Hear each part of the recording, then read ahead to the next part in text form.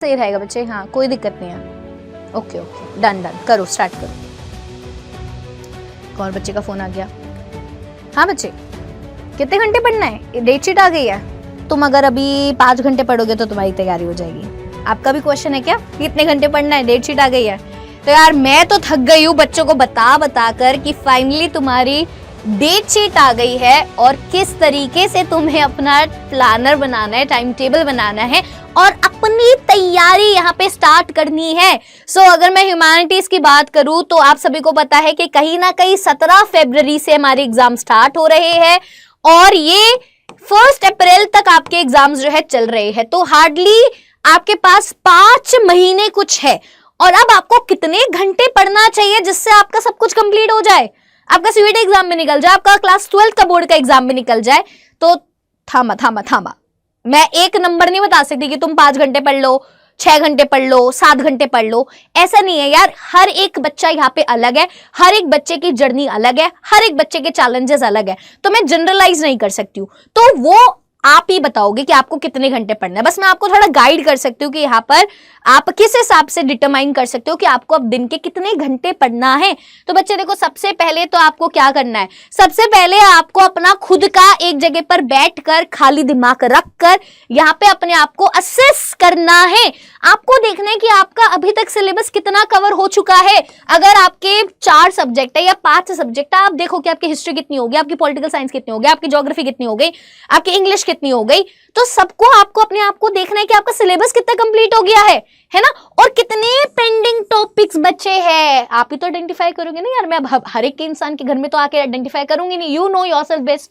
तो आपके कितने पेंडिंग टॉपिक है आप नोट डाउन करिए, अपने कितने वीक सब्जेक्ट्स है और उन वीक सब्जेक्ट्स में कितने सबसे ज्यादा वीक टॉपिक्स है, आप अपनी प्रायोरिटी सेट करिए। एक दिन बैठकर, एक दिन भी क्या यार, आप अगर 1 घंटे भी शांति से बैठ जाओगे, आप अपना पूरे अपने आप को एनालाइज कर लोगे कि ये मेरा पेंडिंग है, ये मेरे वीक पॉइंट्स है। सबसे पहले अपने आप को सेल्फ एनालाइज करो, सेल्फ असेस करो, that is the most important part. अक्सर बच्चे अपने आप को ही नहीं जानते होते हैं। अनटिल अनलेस आप अपने आप को नहीं जानते ना यार, तुम कुछ नहीं कर सकते। सबसे इंपॉर्टेंट स्किल होती है life skill, self awareness. Self awareness के ऊपर काम करो, है ना, सेल्फ असेस करो। उसके बाद जब अगर तुमने कर लिया, उसके बाद आपको क्या करना है बच्चे, अगर आपका सिलेबस 80 to 90% कंप्लीट है तो अभी आपको क्या करना है, तो आपको जो है 6 से 7 घंटे आप यहाँ पे पढ़ सकते हो, ठीक है, including your tuition classes and all. तो 6 to 7 इसमें से आप 2 घंटे अपना क्या रख सकते हो, अपना खुद का सेल्फ स्टडी का टाइम रख सकते हो, ठीक है। तो सेल्फ स्टडी के लिए आप यहाँ पे इतने, ये मैं टाइम टोटल निकाले बच्चे आपकी कोचिंग वोचिंग मिला के, तो 6 to 7, ये दिखाई नहीं दे रहा होगा, यहाँ पे 6 to 7 लिखा है, ठीक है। और आपका मेन फोकस किस पे होना चाहिए, रिवीजन के ऊपर। जो बाकी आपका 20 to 10% बचा है उसको कंप्लीट करो और ज्यादा से ज्यादा अपना टाइम रिवीजन और प्रैक्टिस के ऊपर दीजिए। वहीं पर जिनका 50 to 60% कंप्लीट हो चुका है तो बच्चे थोड़ा सा आई वांट कि आप स्पीड अप कर लीजिए। सो 8 से 9 घंटे इंक्लूडिंग योर क्लासेस वगैरह आप पढ़िए और आप सेल्फ स्टडी के लिए 3 से 4 घंटे निकालिए। 3 से 4 घंटे आप सेल्फ स्टडी के लिए निकालिए, ठीक है। अब आपको यहाँ पे रिविजन के साथ साथ अपने कॉन्सेप्ट्स, जो रिमेनिंग कॉन्सेप्ट्स है उसके ऊपर भी काम करना है ना। वहीं पर अगर आपका सिलेबस भैया 50% से कम है तो थोड़ा सा आपको पुश करना पड़ेगा, क्योंकि तुमने टाइम वेस्ट कर दिया ना। अब टाइम को आपको कोप अप करने के लिए आपको एक्स्ट्रा टाइम देना पड़ेगा। तो यहाँ आप 10 से 11 घंटे निकालिए और सेल्फ स्टडी के लिए आप 5 घंटे आपको चाहिए होंगे। अगर आप 5 घंटे सेल्फ स्टडी को भी दे दो, क्योंकि देखा बीच में आपके फेस्टिवल्स वगैरह भी आते हैं, तो ये आप डेडिकेटेडली तो नहीं दे पाओगे, इतना मैं भी जानती हूँ। बट आपको ट्राई करना है कि ऑन एन एवरेज हफ्ते के, किसी दिन आपने 3 दे दिए, किसी दिन आप बैठ गए तो 7 भी दे दिए, तो ऑन एन एवरेज आपको 5 घंटे का निकालना है हफ्ते का, ठीक है, जिससे जो आपका सिलेबस कंप्लीट हो जाएगा। तो आपको हाई फोकस क्या रखना है, हाई फोकस रखना अपने कंटेंट को कंप्लीट करने में, और आपको स्ट्रिक्ट रहना है अपने साथ, क्योंकि आपने अभी तो मजे में निकाल दिया। अगर आप अभी भी अपने आपके साथ स्ट्रिक्ट पेश नहीं आएंगे तो पीछे छूट जाओगे, फिर लास्ट में रोते फिरोगे और फिर कोई सॉल्यूशन नहीं रहेगा। बिकॉज एक बार टाइम चला गया, आप वापस नहीं ला सकते, उस टाइम को वापस नहीं ला सकते हो, इस टाइम को। तो अभी से जो है थोड़ा ट्रैक पे आ जाओ, अभी से बात मान जाओ और काम कर लो, ठीक है। तो इस तरीके से आपको जो है करना है। वहीं पर अगर हम बात करें मैम, हम अपने डेली टाइम को कैसे एलोकेट करें, अपने पढ़ाई के टाइम को, तो देखो यार, सबसे आप जो है ना अपने टाइम, अपने पढ़ाई के टाइम को 3 पार्ट्स में डिवाइड कर सकते हो। एक होता है सुबह उठ के मॉर्निंग का टाइम, एक होता है आपके दोपहर का टाइम और एक होता है नाइट का टाइम। अब इट डिपेंड्स कि आप नाइट पर्सन हो या मॉर्निंग पर्सन हो, तो उसके अकॉर्डिंगली ये थोड़ा फ्लेक्सिबल हो सकता है। जैसे मैं एक मॉर्निंग पर्सन हूं, तो मैं कोशिश करती हूँ कि जब मॉर्निंग में मैं उठूं तो मेरे जो हैवी थ्योरी सब्जेक्ट्स है, जैसे आपका पॉलिटिकल साइंस, हिस्ट्री, सोशियोलॉजी, इनमें थ्योरी बहुत आती है, तो सुबह सुबह फ्रेश माइंड में मैं अपने हैवी थ्योरी सब्जेक्ट्स को निपटा दूं, जिससे उसके बाद मैं थोड़ा सा लाइट फील करूं कि हाँ यार मेन जो मेरे सब्जेक्ट्स थे हैवी वाले वो मैंने कर डाले, अब मैं पूरे दिन अपना आराम से जो है बाकी चीजें करूंगी। वहीं पर ये डिपेंड करते हैं कि अगर आप एक नाइट पर्सन है तो आप हैवी थ्योरी वाले सब्जेक्ट्स रात को रख सकते हो, अगर आप उसमें कंफर्टेबल हो। वहीं पर दोपहर में आप क्या कर सकते हो, थोड़े से एप्लीकेशन बेस्ड सब्जेक्ट कर सकते हो, जैसे इकोनॉमिक्स, साइकोलॉजी, बिकॉज आपका ब्रेन अभी भी एक्टिव है और थोड़ा सा प्रॉब्लम सॉल्व करने के लिए रेडी है। थ्योरी करने के लिए सुबह सुबह जो आप जितना ब्रेन में माइंड डालोगे तो सुबह सुबह थ्योरी वाले सब्जेक्ट्स निकाल दोगे, और दोपहर को थोड़े एप्लीकेशन बेस्ड वाले क्वेश्चंस आप कर सकते हो। और रात को आते आते यार थोड़ा सा ब्रेन थक जाता है, बिकॉज आप इतने घंटे पढ़ लोगे तो यार ये भी एक मशीन है, तो इसको थोड़ा सा टाइम चाहिए। तो इस टाइम पीरियड में आप क्या कर सकते हो, लाइट रिवीजन कर सकते हो, थोड़ी प्रैक्टिस कर सकते हो, थोड़ी इंग्लिश उठा सकते हो, सैंपल पेपर्स उठा सकते हो, मैप कर सकते हो, जो चीज थोड़ी आसान है जिसमें आपको इतना मत्था पाची नहीं लगाना है, तो आसान वाली चीजें आप इवनिंग में कर सकते हो, रात को जो भी है। क्योंकि देखो ये मैं आपका पर्सनली अपने हिसाब से बता रही हूँ, because I am the same person over here, मैं इसी तरीके से पढ़ती थी, तो आप भी जो है इस तरीके से यूज कर सकते हो और अपने आप को थोड़ा सा पूरे दिन जो है क्या कर सकते हो, मोटिवेटेड फील कर सकते हो, बिकॉज हैवी सब्जेक्ट्स आपने सुबह ही निपटा दिए, उसके बाद आपके पास आसान चीजें बची है, तो आपको एक वो भी आएगा कि हाँ यार आज मैंने कुछ किया है अपनी लाइफ में, आज मैंने कुछ बढ़िया, मैंने अपना जो मैंने ठाना था वो मैंने आपको करके दिखा दिया है ना।